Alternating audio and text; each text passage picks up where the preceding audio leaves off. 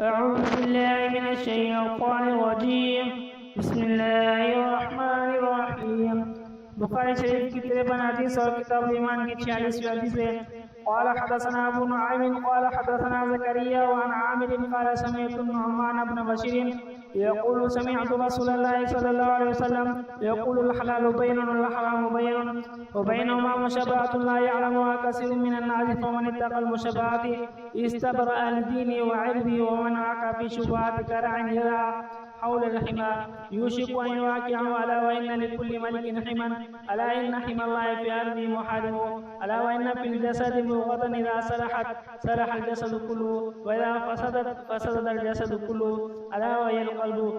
नौमान बिन बशीर रज़ी अल्लाह अन्हु से रिवायत है कि वो कहते थे मैंने रसूलुल्लाह सल्लल्लाहु अलैहि वसल्लम को फरमाते सुना है कि हलाल वादे हैं और हराम भी वादे और उनके दरमियान कुछ मुश्तबा चीज़ें हैं जिन्हें बहुत से लोग नहीं जानते कि हलाल है या हराम।